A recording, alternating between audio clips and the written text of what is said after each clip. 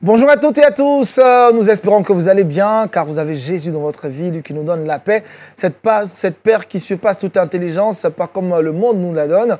Que Dieu vous bénisse richement pour votre présence et surtout votre fidélité au programme de Lumière du Monde Télévision. Vous démarrez naturellement bien votre semaine en nous suivant ce matin. Ce n'est pas vendredi aujourd'hui, mais on l'a sur notre plateau. Pasteur Tchoumou, shalom. Shalom, Aniel. À chaque fois, on trouve un point d'accord pour vous avoir les matins. Hein. Oui, mais justement, il le faut. Demeurez bénis.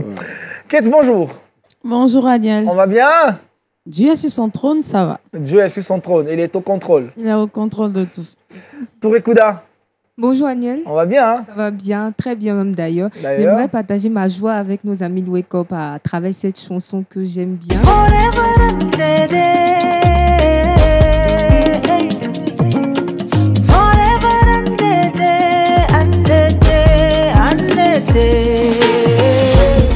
King of glory, I bless you.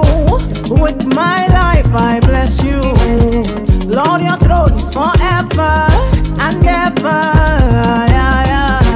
If my only hope is your great name, then it is certain that there'll be no shame. Lord.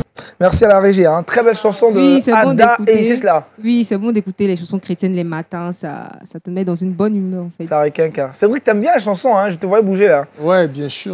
C'est quoi ta fréquence d'écoute des chansons déjà chrétiennes? tous les matins. Tous les matins? À partir de 6h quand je vais au boulot. Et ensuite à partir de 13h quand je dois prier pour reprendre. Donc 6h, 13h et le soir 21h, c'est parfait. Waouh, nickel, nickel. Vous connaissez Cédric Josué, un autre consultant en marketing digital. Avec lui, nous parlerons de comment définir une bonne stratégie marketing digital. Tout à fait.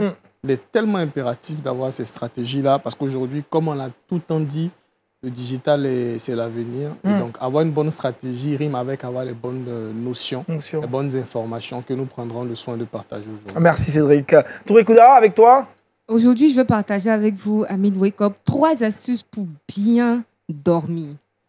Oui, dormir, c'est de l'art. Une astuce que tu nous donnes le lundi. On va dormir au travail.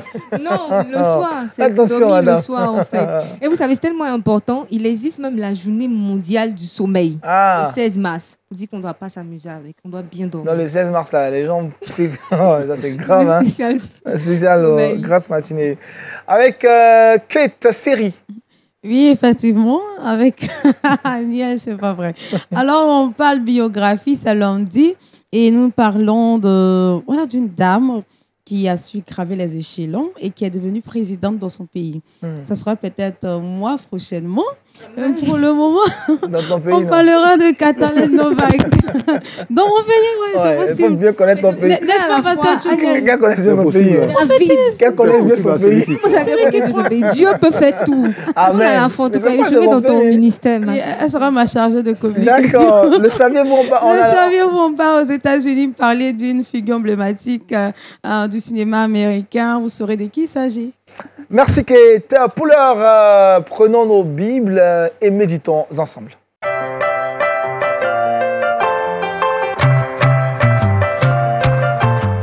Réjouissez-vous, pasteur, c'est le sujet du jour ce matin. Oui, merci Aniel. Notre texte de base est dans le livre de Philippiens, le chapitre 4, du verset 4 au verset 7. Je fais la lecture. Réjouissez-vous toujours dans le Seigneur, je le répète, réjouissez-vous. Que votre douceur soit connue de tous les hommes. Le Seigneur est proche. Ne vous inquiétez de rien, mais en toute chose, faites connaître vos besoins à Dieu par des prières et des supplications, avec des actions de grâce. Et la paix de Dieu, qui surpasse toute intelligence, gardera vos cœurs et vos pensées en Jésus-Christ. Amen.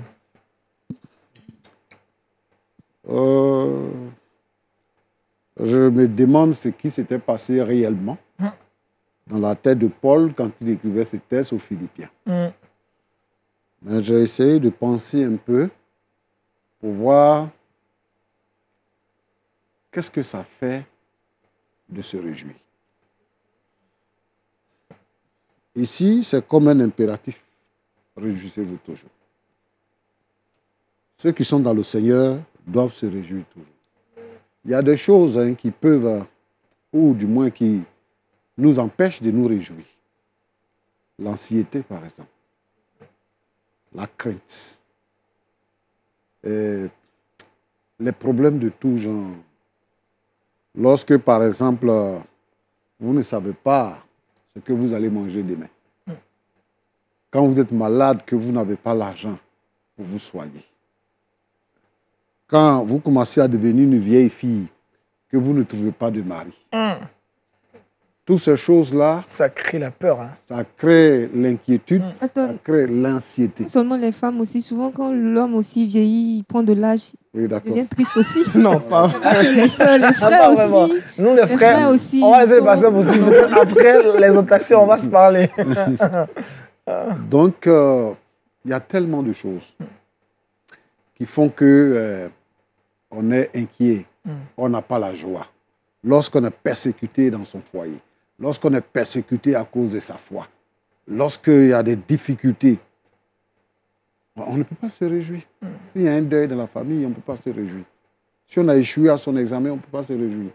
Mais le texte nous dit ici, réjouissez-vous toujours. C'est-à-dire que tous les jours, dans toutes les circonstances, il faut qu'on arrive à se réjouir. C'est ce que Paul dit ici. Alors, quand on doit se réjouir, on doit partager la joie. La joie doit se faire sentir autour de nous. Les gens qui nous regardent doivent savoir, doivent comprendre que nous sommes dans la joie. Au verset 5, il dit que votre douceur soit connue de tous les hommes. Le Seigneur est proche. Le Seigneur est proche. Tu sais, quand on a des problèmes, on dit « je ne suis pas d'humeur aujourd'hui ». Et on peut dire quelque chose à quelqu'un qu'on respecte. C'est pas chrétien, ça. Hein? Et parce qu'on n'est pas d'humeur, parce qu'on a un problème.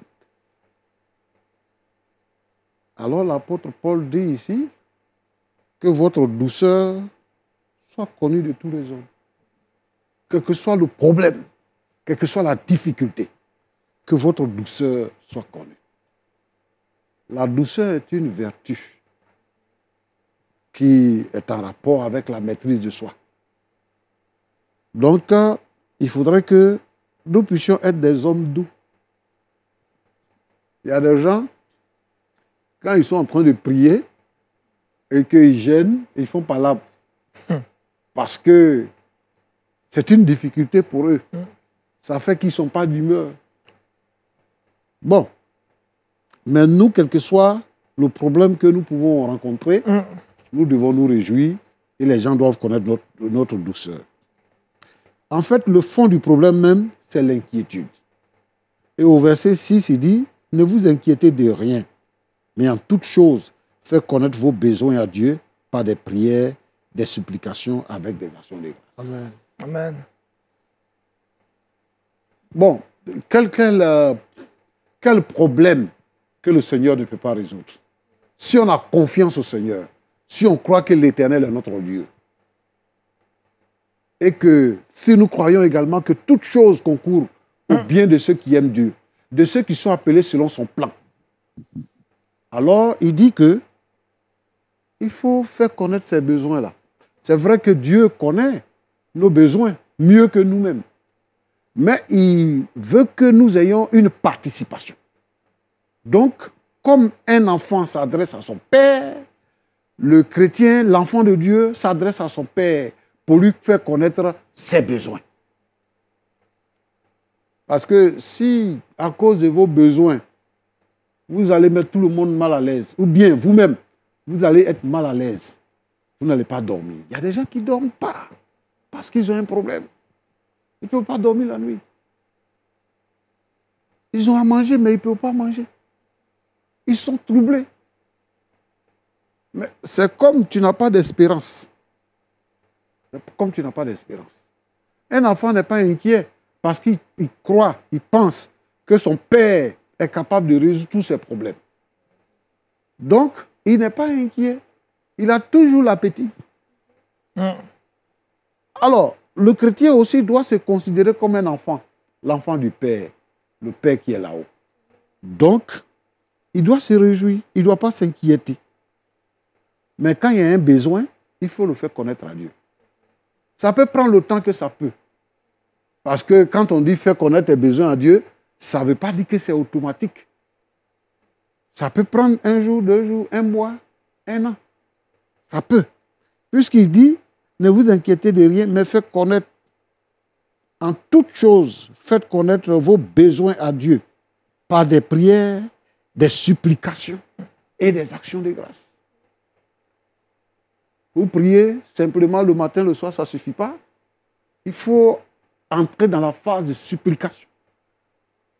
La phase de supplication implique également le jeûne et la prière. Il faut entrer dans la phase de supplication. Et en 3e position, il faut entrer également dans la phase d'action de grâce. Les actions de grâce sont des dons que nous amenons par reconnaissance ou bien parce que nous avons un besoin que nous offrons à l'Éternel pour que l'Éternel soit compatissant et qu'il ait un regard favorable vis-à-vis de nous pour combler notre besoin. Donc, l'apôtre Paul, ici, exhorte les Philippiens à le faire. Il dit, quand cette étape-là va passer, en ce moment-là, et la paix de Dieu, qui surpasse toute intelligence, gardera vos cœurs et vos pensées en Jésus-Christ. Si ta pensée n'est pas gardée en Jésus, si ton cœur n'est pas gardé en Jésus, tu n'es pas tranquille. En dernière position, je voudrais dire ceci. Dans le livre de Romains, Romains le chapitre 8, le verset 35.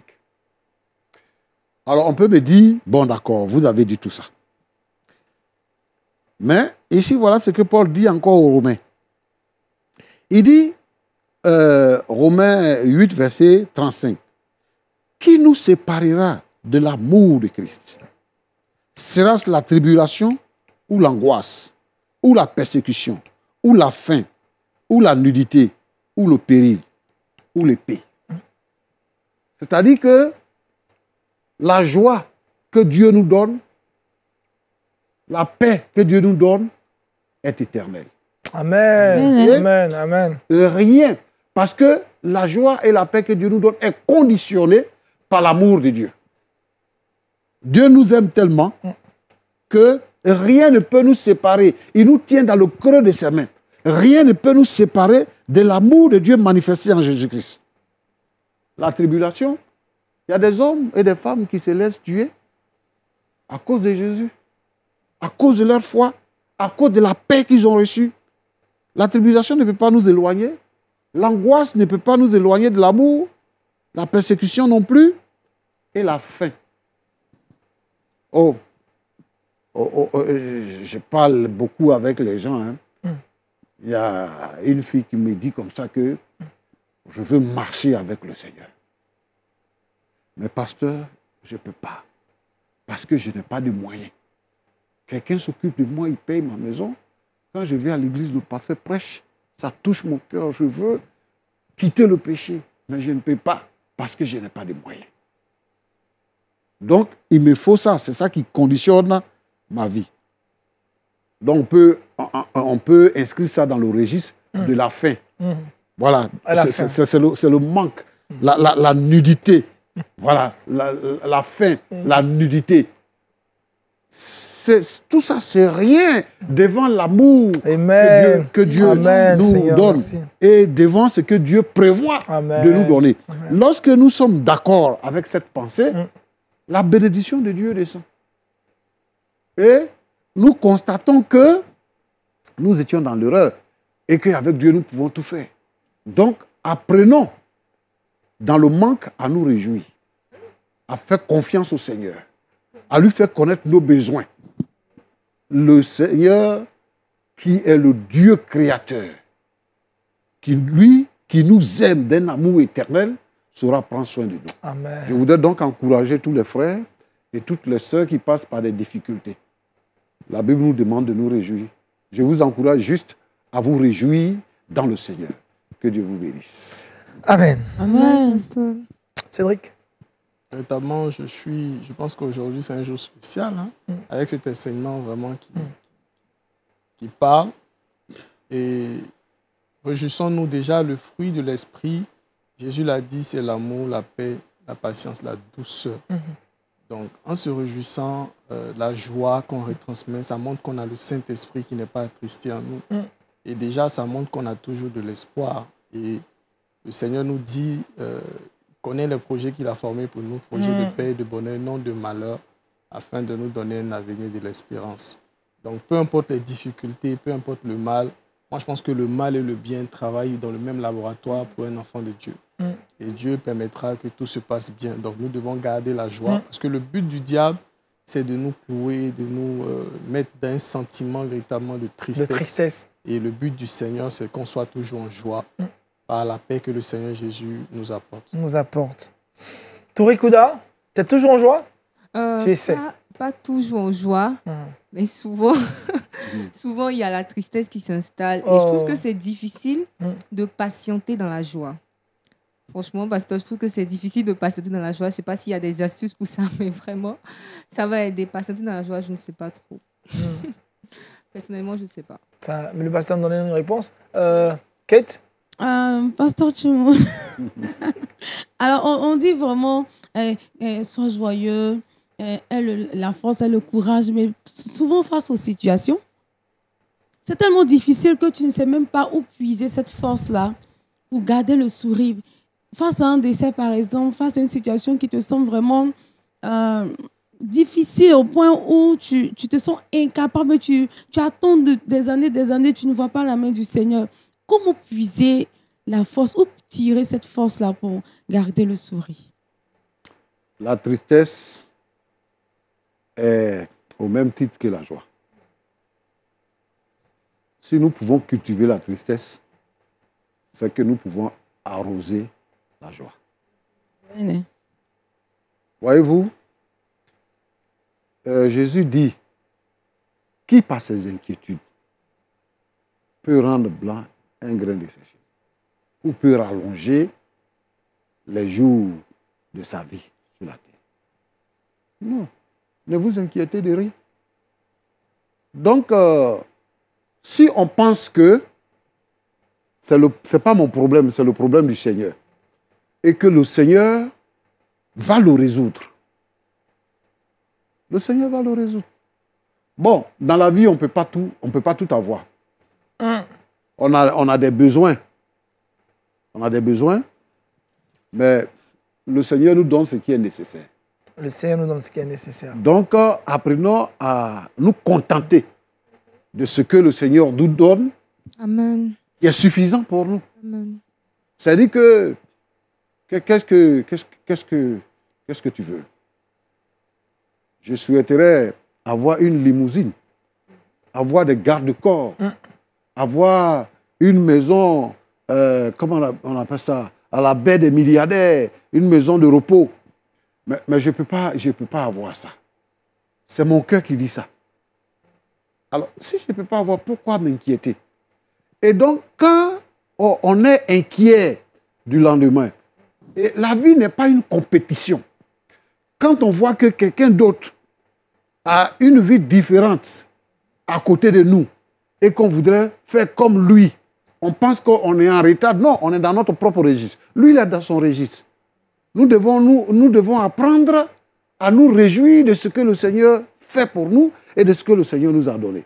Si nous avons un besoin, la Bible nous dit de faire connaître notre besoin à Dieu. Par des prières, par des supplications, par des actions de grâce. Et le Seigneur saura, au moment important, répondre à notre besoin. Amen. Souvent, quand le Seigneur nous surprend souvent, il y a une prière qu'on a faite peut-être il y a 5 ans, on a oublié. Et puis on pense même que ce n'est plus notre besoin. On a laissé tomber. On est surpris par ça. Le Seigneur aussi nous donne quand c'est le temps. Il ne peut pas nous donner quelque chose qui va nous faire tomber. Il va nous donner ce qui est nécessaire pour nous, qui va nous faire évoluer. Donc, il faudrait qu'on puisse comprendre toutes ces choses. Il faut apprendre la patience, il faut apprendre à attendre. Le Seigneur va répondre. Amen. Si vous me permettez, je veux juste renchérir un peu, parce que j'apprécie tellement, avant qu'on ne passe à un autre point. Merci beaucoup, pasteur. Et déjà, moi, je veux, concernant ce que tu as dit, Quand on veut monter, on tombe d'abord. Et ça, c'est l'enseignement que Dieu m'a donné personnellement. Quand on veut monter, on tombe d'abord. On tombe d'abord. Et il m'a donné tellement d'exemples. J'étais dans une situation assez difficile. Je me disais, mais comment est-ce que moi qui avais tellement aidé la personne pouvait réagir ainsi? Et c'était vraiment terrible, voire même aller dans des situations assez désagréables. Le Seigneur me parle, il me dit, mais regarde David. Lorsque David a voulu devenir roi, ou bien quand j'ai décidé que David devienne roi, David a été chassé premièrement par Saül, qui a vu que c'était un potentiel roi qui était en devenir. Parce que Saül connaissait, il pouvait reconnaître l'onction. Donc il a vu, il a chassé. Il m'a dit, mais regarde par exemple, Joseph. Joseph était là, il a dû être rabaissé avant de monter. Il m'a donné un autre exemple. Il dit même, regarde Jésus, le modèle parfait. Jésus, avant de devenir le Seigneur des Seigneurs, le roi des rois, celui-là qui a un corps qui est véritablement indestructible, il a dû d'abord mourir avant de ressusciter. Moi, je pense que Jésus, c'est Dieu. Et si Jésus, malgré qu'il soit Dieu, a dû accomplir d'abord une règle, celle de tomber avant de se relever, même dans les situations difficiles, ce que nous devons garder à l'esprit, c'est que tout concourt bien de ceux qui aiment Dieu. Amen. Nous devons juste veiller sur notre marche avec Christ. Et peu importe les situations, tout va véritablement marcher dans notre sens, quoi. Amen. Pasteur, dernière question assez rapidement. Le verset dit nous dit réjouissez-vous dans le Seigneur. Est-ce qu'on peut se réjouir dans d'autres choses? Oui. Est-ce que le plaisir de la réjouissance dans d'autres choses est différent du plaisir de se réjouir en Jésus? Ou c'est le même plaisir? Non, ce n'est pas le même plaisir. En fait, c'est le plaisir.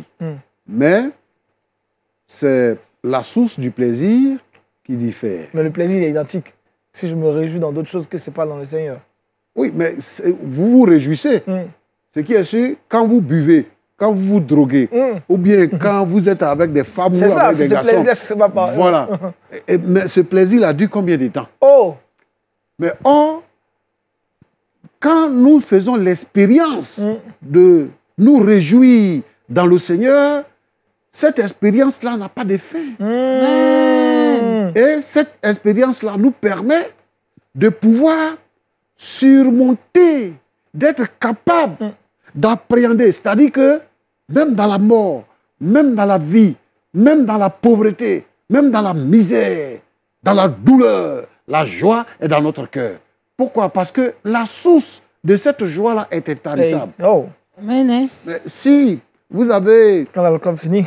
Vous sortez le samedi, vous allez boire, vous allez danser, vous allez faire tout ce que vous pouvez imaginer. C'est un temps de plaisir. Ce sont des calmants. Voilà. Merci. Ce sont des calmants. Donc, quand vous sortez de là, le dimanche, le lundi, vous avez encore un besoin de plaisir. Là, les yeux clairs arrivent. Avec le Seigneur, le plaisir est satisfait. Le besoin est satisfait. Amen. Voilà. Amen. Merci, pasteur, en tout cas, pour une exhortation, c'en est une. Pour démarrer cette semaine, vous allez prier pour nous. Priez pour que Dieu nous aide à nous réjouir dans sa présence et en son nom. C'est difficile à comprendre, Seigneur, et quelquefois à nous accommoder. Comment se réjouir dans les moments difficiles? Comment surmonter les craintes, les inquiétudes et toutes sortes de périls? Mais ta parole nous demande, Seigneur notre Dieu, de nous réjouir, parce que c'est là que ta présence vient. Tu nous donnes le Saint-Esprit qui nous donne la capacité de surmonter toutes ces choses. Seigneur, je voudrais te prier pour nous qui sommes ici sur le plateau. Je voudrais te prier pour tous ceux qui nous suivent, ô Dieu. Lorsque quelqu'un sera en difficulté, si quelqu'un est en difficulté actuellement, qu'il est en Christ, donne-lui la capacité de connaître la réjouissance dans le Seigneur. Amen. Et que ta main puissante, oh Seigneur, soit sur la vie de chacun au nom de Jésus. Amen. Amen. Amen. Merci, pasteur Tchoumo. Je rappelle le titre, le sujet du jour ce matin, réjouissez-vous. Second arrêt dans cette émission, c'est avec Kate dans Culture Actu.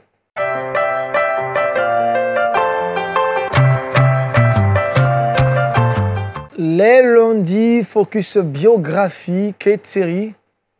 Effectivement, alors aujourd'hui, nous parlons de Katalin Novak. Elle est née le 6 septembre 1977 et est devenue la première femme présidente de la Hongrie le 10 mars 2022. Alors, ministre hongroise de la famille et chrétienne engagée, le parti du Premier ministre Viktor Orban, qui soutient sa candidature, est largement majoritaire au Parlement avec 133 sièges sur 199. Katalin Novak a ainsi été annoncée comme candidate à la présidentielle le 21 décembre, rapporte Evangelical Focus. Alors, elle serait aussi la première femme à occuper les fonctions présidentielles, l'emportant sur l'économiste Peter Rona lors d'un vote divisé.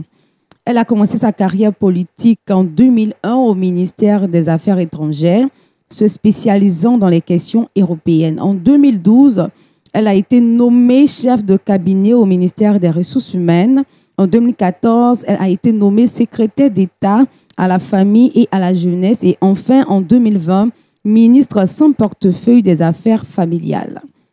Voilà un peu son parcours. Et puis pour terminer, en octobre 2021, elle avait déclaré dans une interview que la lecture de la Bible faisait partie de sa routine personnelle quotidienne. Elle a par ailleurs affirmé que sa foi façonnait sa pensée avec une perspective éternelle. Voici ce qui nous touche dans le parcours de Katalin Novak. Président de la Hongrie. Cédric Josué, ça fait quoi de savoir qu'une chrétienne engagée est à la tête d'un pays, d'une république? C'est important, c'est déjà capital parce que déjà le Seigneur veut toutes les personnes qui sont à la tête. Aujourd'hui, le diable utilise les personnes qui sont à la tête pour influencer. Et donc, savoir que Dieu suscite des personnes de bonne volonté, qui ont la foi et surtout qui ne perdent pas la tête une fois au sommet, c'est énorme, ça nous fait plaisir et ça nous montre encore qu'on a du chemin à faire, quoi. C'est clair. Pasteur, il n'y a pas de problème entre la politique et le christianisme. Il fut un temps où on avait dit que le chrétien ne devait pas faire la politique.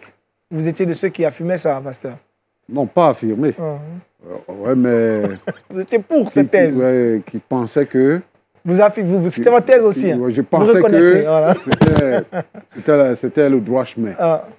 Mais chemin faisant... Merci pour votre humilité, pasteur. Chemin faisant, je pense que pour toutes les lois qu'on doit voter dans un pays, pour tout ce qui doit se faire dans un pays, il faudrait que la voix du chrétien soit. Donc, si ce n'est pas la voix de la politique, je voudrais encourager les frères et les sœurs à s'engager dans la politique. Même au plus haut niveau. Même au plus haut niveau. Oui. Cédric, tu penses à la politique, être maire, député, ça te dit? Après, les voix du Seigneur sont insondables. Moi, je suis déjà la destinée que le Seigneur a mis en place, je ne serai pas contre. Et puis, si le Seigneur m'y envoie, voilà quoi. C'est qu'il a un but pour cela et puis toute la gloire lui revient. Mais tu n'y penses pas, hein? Pas vraiment. Je pense que déjà, je suis très à l'aise dans mon couloir entrepreneurial. Et puis après, si le Seigneur m'y envoie, comme je dis, on ne refuse pas l'œuvre. Sinon, on sera vomi comme... C'est ça, comme jeunesse.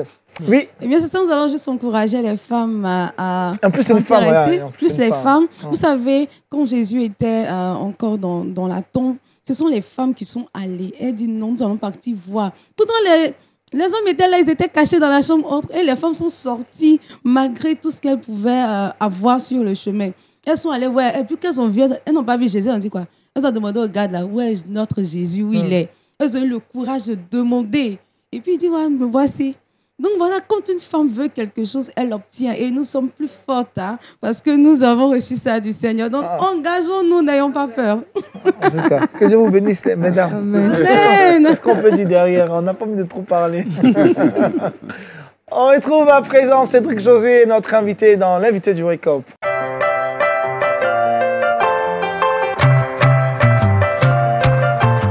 Comment définir une bonne stratégie marketing digital avec notre expert en marketing digital, Cédric Josué. Alors, Cédric, dis-nous encore, qu'est-ce qu'on doit savoir pour bien définir notre stratégie marketing digital? Merci, Daniel. Déjà, il faut comprendre 3 choses principales. Lorsqu'on veut lancer une stratégie marketing, on doit avoir le but, la cible et le système de conversion. Ces 3 points-là sont impératifs. Conversion dans la religion chrétienne ou bien? Non, le système de conversion, c'est l'endroit véritablement où on va exposer toute notre stratégie, où on va convertir un prospect. Convertir pas dans le sens de transmettre quelqu'un de la mondanité à la chrétienne, mais véritablement transformer une personne, un potentiel, un visiteur en fait, à un client. Parce que quand on parle de stratégie marketing, on parle aussi de visibilité, mais avant de revenir sur ce point de la visibilité-là, les 3 points que j'ai pris le soin de citer sont impératifs. Connaître d'abord la cible, le but et aussi le système de conversion. Donc, le but, qu'est-ce qu'on veut réellement? Parce qu'une stratégie de marketing digital se construit autour d'un but. certaines personnes peuvent dire, moi, mon but autour de ma stratégie marketing, c'est de faire connaître mon entreprise. D'autres peuvent dire, moi, c'est de devenir célèbre. D'autres peuvent dire, bon, voilà, moi, je veux être élu dans un système, peut-être lors d'une convention, je ne sais pas, en tant que responsable, en tant que président et tout ce qui va avec. Donc, une stratégie marketing tourne autour d'un but. Lorsque le but est déterminé, on doit travailler maintenant à la cible.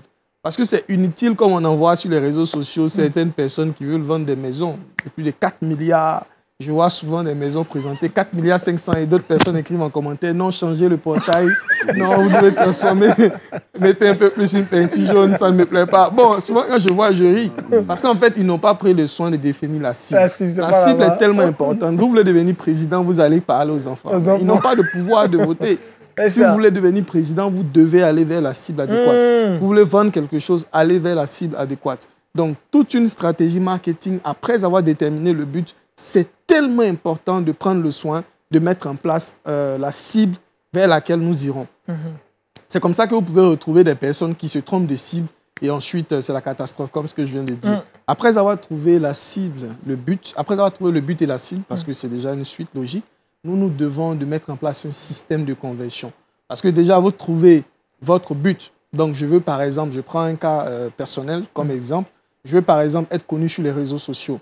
Après avoir trouvé ça, la cible, je vais être connu dans quel secteur? Est-ce que je vais être connu dans le monde, par exemple, voilà, je sais pas, de la comédie? Non, moi, ça ne m'intéresse pas que j'ai des personnes qui sont fans de la comédie. Je ne suis pas comédien. Donc, je voudrais trouver des personnes qui parlent d'entrepreneuriat, de business, de marketing digital. Et donc, je définis ma cible vers des personnes qui sont intéressées par ce type de choses. Après avoir défini ça, où est-ce que je trouve ces personnes? Le système de conversion. Parce que, par exemple, vous voulez du travail. C'est plus facile de trouver du travail sur LinkedIn que de trouver du travail sur Facebook. Parce qu'il y a un secteur qui est beaucoup plus mis en avant sur LinkedIn, comme quoi des offres d'emploi, des entreprises y sont, des personnalités peuvent mieux échanger. Et c'est pareil, déjà à l'extérieur du pays. Je prends, par exemple, exemple sur d'autres cieux comme les États-Unis d'Amérique. Lorsque quelqu'un veut échanger véritablement avec une célébrité, la personne ne va pas sur Facebook. C'est très rare de voir une célébrité américaine répondre à un commentaire Facebook. C'est extrêmement rare. La personne peut échanger avec une célébrité sur Twitter. Parce que la célébrité y gagne véritablement à répondre, vu que cela aura une expansion un peu plus exponentielle. Donc, il faut comprendre 3 points, comme j'ai dit d'abord, avant de penser stratégie marketing. Premier point, définir d'abord le but. Qu'est-ce qu'on veut? Comment est-ce qu'on veut penser notre succès? Qu'est-ce qu'on veut atteindre? Le deuxième point, c'est la cible. Inutile d'aller vers tout le monde n'achètera pas. Il faut aller vers une cible. Et troisième point, il faut véritablement avoir le système de conversion. Là où vous allez trouver les personnes adéquates, là où vous pensez les transformer en ce que vous voulez préalablement. Une fois que ces 3 points-là sont mis en place, il faut penser maintenant à quelque chose de très important, la visibilité. Parce que déjà, vous avez trouvé votre but. OK, je veux par exemple être event planner, donc organiser des événements. J'aime bien par exemple prendre un artiste et puis ensuite organiser, gagner des commissions, tout ça. OK, ça c'est bon, le but il est OK. Maintenant la cible. Je vais cibler par exemple, si c'est un artiste gospel, toutes les personnes qui sont amoureuses du gospel. Inutile d'aller cibler des personnes qui écoutent des musiques reggae, qui ne sont pas véritablement ce qu'on recommande ici en tant que chrétien converti. Donc je cible des personnes qui sont dans le gospel. Une fois que c'est bon, j'ai déjà le ciblage. Où est-ce que je trouve ces personnes-là? C'est plus facile de trouver des personnes dans le gospel à l'église. Donc, si je fais la promotion, qu'est-ce que je fais? Je peux trouver et parcourir des églises. Si je veux, par exemple, faire la promotion, je vais entrer, par exemple, dans des groupes où on parle de christianisme, où on parle un peu plus d'échanges comme ça. Et c'est pareil. Maintenant, comment avoir la visibilité? Il faut tout simplement utiliser de la publicité. Donc, la publicité est tellement importante dans la stratégie marketing. Vous verrez par exemple des présidents qui sont élus après avoir fait confiance à une agence de marketing assez connue sur les réseaux, peut-être dans des endroits. Et on se demande bien comment est-ce qu'une personne qui n'est pas présidente arrive à transformer quelqu'un en président. Je pense qu'il y a plusieurs fois, on a vu par exemple aux États-Unis, des dames qui étaient chefs de cabinet et qui ont réussi à imposer quelqu'un en tant que président. Ces personnes-là peuvent analyser les statistiques qui en découlent, peuvent rapidement trouver des stratégies pour mettre ensemble une publicité pour vous faire passer un certain palier, comme souvent on en voit lors des élections présidentielles, législatives et tout ce qui va avec. Donc la publicité est capitale dans une stratégie marketing. Vous pouvez bien évidemment utiliser la publicité traditionnelle, celle de pouvoir vous promouvoir dans les rues, avec un mégaphone, avec un micro, avec voilà, une campagne de distribution de flyers, et d'affichage, comme vous avez dit, et tout ce qui va avec. Soit vous utilisez, si vous n'avez pas de grands moyens, je ne dis pas qu'on ne doit pas mettre du budget, mais si vous n'avez pas de grands moyens, vous avez l'occasion d'utiliser la publicité sur Internet, qui est aussi capital, qui permet véritablement à moins de coûts de toucher tout le monde, parce que tout le monde a un téléphone. Peu importe si la personne ne veut pas voilà, t'avoir ou quoi que ce soit, non, tu auras. Moi, je pense que, je me rappelle, j'étais à Bamako, il y avait un serviteur de Dieu que j'apprécie, qui m'a pris comme son petit frère. Et moi, partout où je fais mes conférences, je vais à l'église. Donc, je ne manque pas, je prends tous les membres de l'équipe, qu'on soit 15 ou 20, on va à l'église. Donc, chaque fois qu'on arrive, vous êtes là, on nous présente tout ça. Après, on échange. Le monsieur a dit, ah, ici, nous sommes dans un pays pas très ouvert au christianisme. Vous me comprenez? Et donc, comment est-ce que nous pouvons toucher ces potentielles personnes-là qui ont envie de se convertir, mais qui n'ont pas l'occasion d'être abordées dans la rue? Parce que là-bas, prendre un micro, parler comme ça, évangéliser, ce n'est pas chose facile. Je lui ai dit, mais il y a Internet. Tout le monde est sur Internet. Si vous lancez une publicité, vous définissez votre but. OK, c'est de pouvoir toucher des personnes voilà, qui ont envie, parce qu'il y a des personnes qui like, qui commandent des choses sur Internet, du christianisme, mais qui n'ont pas l'occasion de pouvoir être abordées. Vous ciblez des personnes, vous pouvez cibler même la ville où vous êtes. Et ensuite, vous mettez du budget publicitaire. Automatiquement, vous passez devant tout le monde. En lançant une annonce, vous pouvez inviter les gens. Les gens verront rapidement et vous aurez des personnes qui viendront. Donc, comme ça, facilement, il a réussi à faire de très belles choses. Jusqu'au jour d'aujourd'hui, il continue et ça marche pour lui. Donc, nous devons être conscients, véritablement, que la stratégie marketing, hormis le fait de définir son but, hormis le fait de définir véritablement sa cible, hormis le fait de pouvoir trouver son système de conversion, la publicité pour pouvoir se montrer, pour pouvoir se promouvoir, pour pouvoir montrer nos capacités est impérative. Voici en quelques mots comment nous pouvons avoir une très bonne stratégie marketing. Cependant, en fonction de notre but, certains paramètres se diffèrent. Donc, si quelqu'un veut vendre, si quelqu'un a pour but d'être e-commerçant, c'est-à-dire veut vendre des produits, des vêtements ou tout ce qui va avec, la stratégie marketing est différente de quelqu'un, par exemple, qui veut vendre des biens immobiliers. Parce que ce n'est pas le même type de produit. Donc, quelqu'un qui vend des vêtements ou ce type de choses, ça s'appelle des produits passion. Donc, des produits juste en voyant, on peut acheter. Quelqu'un qui vend des montres, sa stratégie est pareille que quelqu'un qui vend, par exemple, des vêtements. Mais quelqu'un qui vend des terrains ou quelqu'un qui vend, par exemple, des véhicules, leur stratégie est différente de quelqu'un qui vend une montre ou qui vend un vêtement, parce que ce sont des produits problème-solution. Des produits qui viennent apporter une solution, en fait. Donc, ça s'appelle le système de conversion qu'on utilise là-bas. Ce sont des tunnels de vente. L'autre côté, ce sont des sites Internet. Comment bâtir un tunnel de vente, ça reste encore véritablement quelque chose d'assez complexe. Trop de choses à savoir. Le mystérieux Cédric. C'est un peu en quelques mots, par la grâce de Dieu, quelques stratégies que nous mettons en place qui nous permettent de pouvoir faire de très belles choses. Et voilà, quoi. Ah, beaucoup de mystères, hein. Le tunnel de vente, ces trucs-là. Il faut vraiment s'inscrire aux formations. Là, on va se voir tout. Tourette, tu as une question? Oui, une question. J'aimerais savoir en fait la différence entre personal branding et ce que vous avez expliqué tout à l'heure. Parce qu'on entend beaucoup ces temps-ci personal branding. Je ne sais pas si c'est personal branding, yes. Et quoi la différence entre le personal branding et puis la stratégie, la cible, toutes ces choses. Est-ce que c'est la même chose en fait? Bon, le personal branding, déjà, c'est un ensemble de choses. Hein, parce que la cible, en fait, c'est comme le marketing digital. Et je vais expliquer. Le web marketing est différent quand on parle du e-commerce et du web marketing, il y a deux choses différentes. Le e-commerce, normalement, c'est la vente. Le web marketing, c'est promouvoir. Et quand on parle de branding, personal branding, c'est promouvoir. C'est dans le secteur se faire valoir, en fait. Par exemple, l'identité de la personne. Moi, je suis un personal branding. Je peux, par exemple, prendre quelqu'un qui n'est... Je prends l'exemple de certaines personnes, voilà, très clairement, qui, un bon jour, se sont retrouvés sur la toile avec une vidéo virale et se sont fait connaître. Donc après, ils cherchent quelqu'un qui a une capacité dans le personal branding qui va bâtir cette personne-là, qui vient d'avoir géré son image en quelque sorte. Merci. Et tout simplement bâtir une image d'un produit, d'un service, d'un business. Et la cible, tout ça, c'est un ensemble, comme j'ai dit, qu'on peut récapituler dans le secteur du marketing digital. Donc, ça ne s'avoisine pas, mais en fait, le personal branding est l'une des stratégies utilisées dans le marketing digital. C'est bien clair, hein? Tu travailles sur ton personal branding. J'essaye, c'est pas facile. Cédric est là, hein, donc il ne faut pas aller chercher midi à 14h, hein, comme on le dit. Kate, pas de questions? Une question. Tu n'es pas avec nous, tu penses à M. Seri. Non. J'écoute. Début du mariage. J'écoute tellement ce que Cédric dit que voilà. Alors, pour une personne qui est dans le commerce, par exemple, aujourd'hui, on voit beaucoup de structures, de cosmétiques, c'est beaucoup sur les réseaux sociaux. Alors, quelle est la stratégie adaptée à ce genre, à ce type de commerce? Déjà, les produits cosmétiques sont les produits qui viennent résoudre un problème. Lorsque moi, je veux aider des personnes, mes élèves, aujourd'hui, j'ai plus de... La dernière fois, demain, on a même une réunion, on a fait une stratégie, on a plus de 12 000 élèves de par l'Afrique et par le monde même, par la grâce de Dieu. Wow. Et ces personnes-là, déjà, quand vous venez en contact avec nous, lors des formations, on montre les 2 différents types de produits qui existent dans le monde.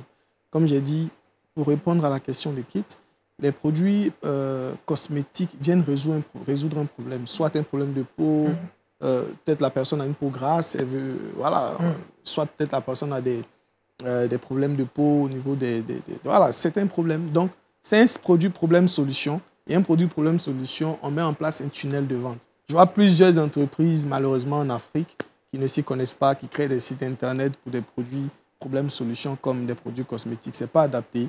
Sur le marché européen, vous ne verrez pas. Pour le marché américain, vous ne verrez pas une entreprise de cosmétiques bâtir un site Internet. Ce n'est pas ça. On bâtit un tunnel de vente qui convertit beaucoup plus, entre 3 et 10%, contrairement à un site Internet qui convertit à 1%. Voilà. Maintenant, ce que tu dois savoir, c'est quoi un tunnel de vente? Là, tu arrives après. Après l'émission.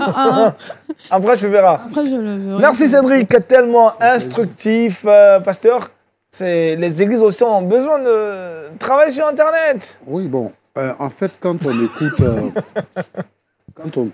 nos jeunes gens qui évoluent dans ce sens, on se rend compte que l'Église est riche.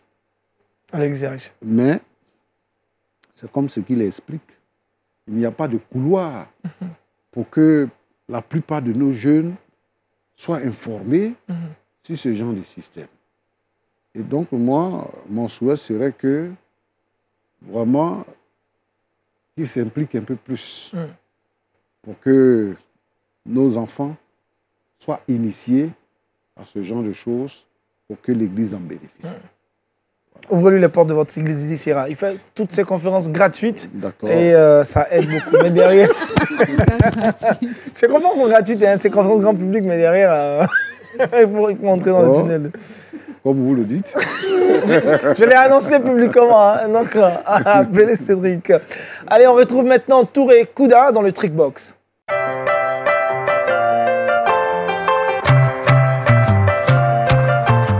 Touré. Oui, Aniel. Donc, on part pour 3 astuces pour mieux dormir. Il faut savoir déjà que quand on dort bien, il y a des avantages. Par exemple, les personnes qui dorment bien arrivent à mieux gérer leurs émotions. Je ne sais pas si vous savez. Pour dire que les personnes nerveuses, là, c'est des personnes qui ne dorment pas du tout bien. Donc, voici 3 astuces que vous connaissez certainement. Mais bon, la répétition est pédagogique. Première chose à faire, se déconnecter des appareils. Okay. Aujourd'hui, on est envahi par tout ce qu'on sait, les smartphones, la télévision, avec toutes ces applications, Netflix, etc. Donc, pour mieux dormir, franchement, il faut 30 minutes avant de dormir, se débarrasser de tout ça. Mettre son téléphone au salon, éteindre sa télévision, la pièce dans laquelle on se trouve, essayer de mettre une lumière assez sombre pour pouvoir avoir l'esprit apaisé, penser à autre chose en fait. Parce que quand tu es connecté là, ton cerveau est agité et c'est difficile de trouver le sommeil. Deuxième astuce, pour mieux dormir, il faut lire. Oui, il faut lire. Je ne dis pas qu'on doit lire la Bible pour s'endormir parce que la Bible n'est pas un somnifère, mais lire, par exemple, d'autres livres les soirs, c'est intéressant. Ça permet au cerveau d'être apaisé, ça permet au corps aussi de se reposer. Et la dernière astuce, pour mieux dormir, il faut manger un repas léger le soir. Voilà, là, je fais un gros coucou à nos parents, à nos papas surtout, les soirs. Évitez de manger les foutous, les gros morceaux de ndolé, etc. Franchement, faites l'effort de manger très léger ou tôt, au plus tard 17h, 18h, manger pour pouvoir mieux dormir le soir. Parce que quand on ne dort pas bien, comme j'ai dit, il y a des effets négatifs. L'apparition des rides très tôt. Pourquoi tu l'apparition des rides, voilà. Pour les femmes aussi, le maquillage ne va pas toujours servir. Donc, il faut respecter ces différentes astuces-là pour, voilà, pour avoir un beau visage et puis être moins nerveux. Pasteur Tchoumo, ça vous dit de manger du foufou togolais avant de dormir? Je vois. Torekouda, rappelle les astuces.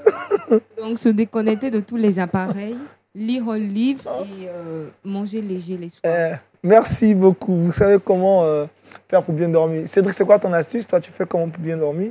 Bon, déjà, moi, je ne sais pas si je suis programmé. Je dors 4 heures par jour. Donc, je dors de 2 heures. Non, de minuit désormais. Avant, c'était de 2 heures à 6 heures. Maintenant, c'est de minuit à 4 heures. Donc, quand il est minuit, ben, je m'endors. Quand il est 4 heures, je suis debout. Donc, c'est déjà une astuce. Ton horloge biologique te... Je ne sais pas comment est-ce que c'est fait, mais c'est Dieu qui fait la grâce. Je me réveille toujours. Et ça te rend dynamique. Que 4 heures. Tu viens 4 heures. Je mange beaucoup de la viande parce que déjà, ça me permet. Puis je prends énormément de compléments alimentaires. Voilà, ça me permet de tout. Voilà qui est bien intéressant. Hein. Faites pas comme Cédric, c'est spécifique à lui. Hein. Ne faites pas dire désormais je vais dormir à 0 heure, me lever à 4 heures. Pendant une semaine, vous serez à l'hôpital. Allez, on retrouve maintenant Kate dans le Saviez-vous.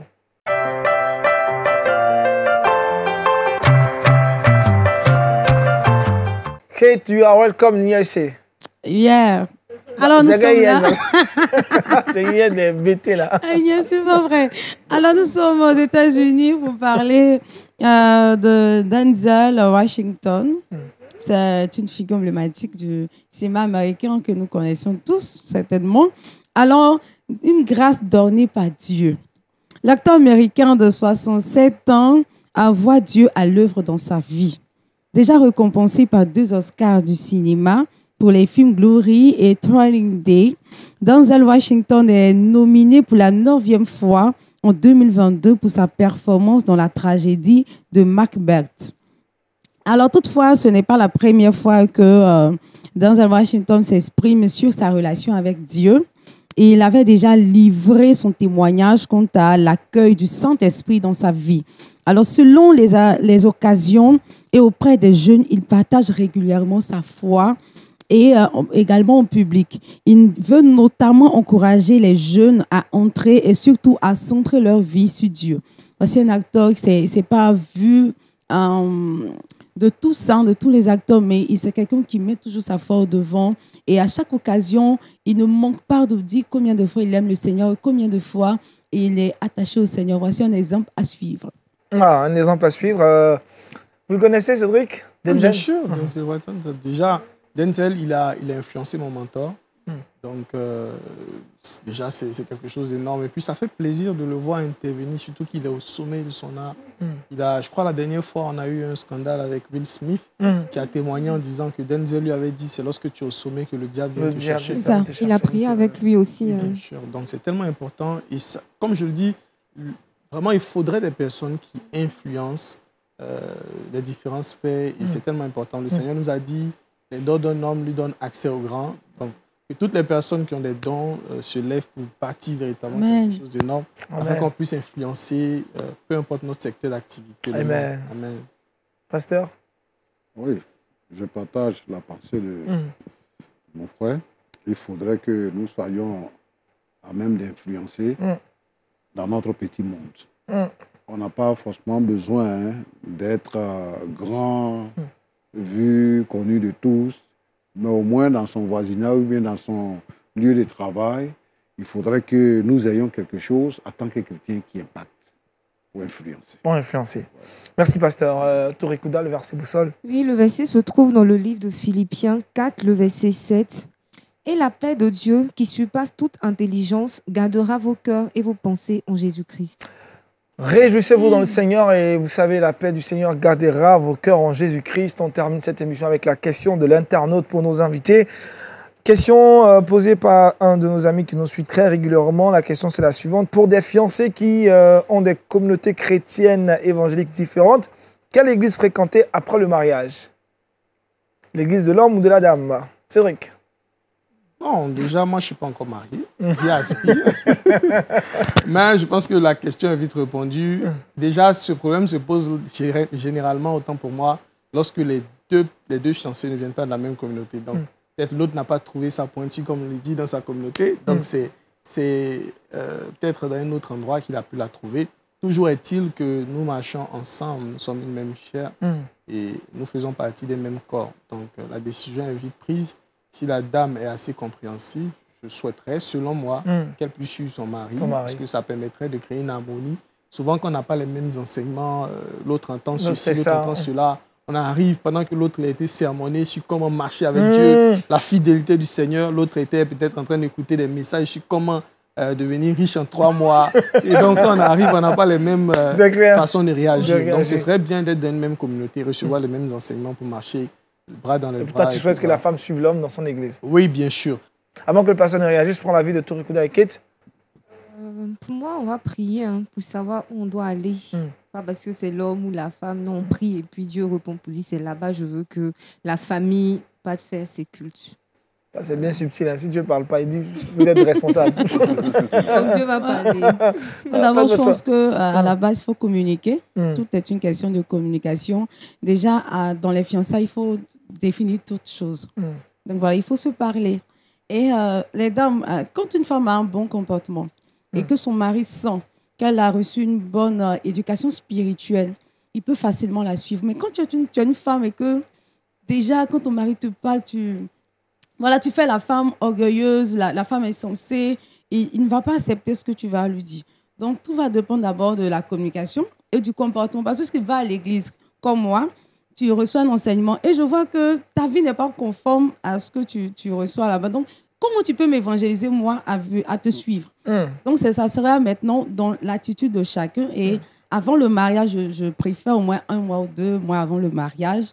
Vous vous asseyez. Tout doit être défini. Voilà. Maintenant, ça dépendra de vous. Si monsieur, vous vous entendez, veut que madame reste dans son assemblée ou dans son église, et lui, dans son assemblée, il n'y a pas de problème. Ça ne gêne pas pour toi. Voilà, c'est la communication, en fait. Le monsieur, le fiancé, peut facilement familiariser avec le pasteur de sa fiancée. Et déjà, il voit déjà une autre famille. Moi, ça a été mon cas. Il voit une autre famille. Ton chéri, aujourd'hui, vous fréquentez 2 églises différentes. Voilà. Moi, je vois une famille parce que son père spirituel, c'est mon père aussi. Il m'a accueilli les bras ouverts. Donc, c'est comme ils sont partagés. Mais c'est clair si vous ne faites pas les cultes dans les mêmes églises. Voilà. C'est ce que je retiens. Pasteur, je prends l'avis du pasteur rapidement. Il n'y a pas de règles. Il n'y a pas de règles. Voilà. Il n'y a pas de règles. C'est un problème de consensus. De consensus. Si vous avez décidé d'aller dans la même assemblée, ce qu'on a remarqué généralement, c'est dans l'assemblée de l'homme qu'il se retrouve après le mariage. Mais s'ils décident autre chose, ils peuvent le faire. Ils peuvent le faire. Ils sont issus de 2 communautés différentes. Après le mariage, ils peuvent décider de fréquenter une autre communauté. Une autre communauté, qui n'est pas leur communauté d'origine. On n'y avait pas pensé. Tout ça. Donc, bon, vraiment, il n'y a pas de règles. Ça dépend des mariés. Ça dépend des mariés. Vas-y. Rapidement, en 30 secondes. Bon, moi, directement, je pars sur la parole de Dieu. Et si on se fie à la parole de Dieu, déjà, dans le premier sens, toutes les personnes qui ont été mariées dans l'Ancien Testament, quand je prends le cas, par exemple, de Sarah, ensuite de Isaac.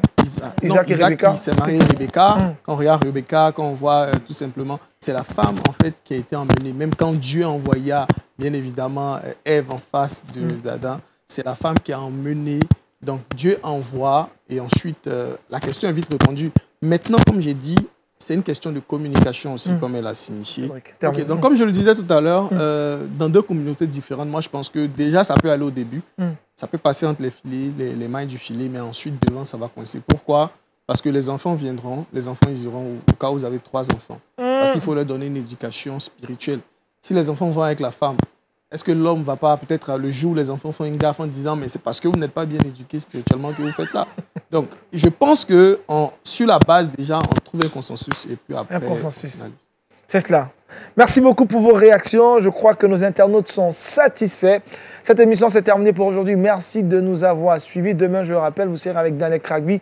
Et moi, on se retrouve mercredi pour parler des choses relativement liées aux enfants. Merci à Cédric. Merci au pasteur Toumou, merci à Touré Kouda, merci également à Kate. On ne te reverra plus, hein. José répond à sa place la semaine prochaine. C'est ça. Oh, ça fait plaisir. Hein. Ça me fatigue trop, hein, Madame Seri. Allez, bonne journée chez vous, gardez la bonne humeur. N'oubliez pas, réjouissez-vous toujours dans le Seigneur. Je le répète, réjouissez-vous. Philippiens 4, le verset 4. Excellente journée et merci de suivre Lumière de mon télévision. Shalom chez vous.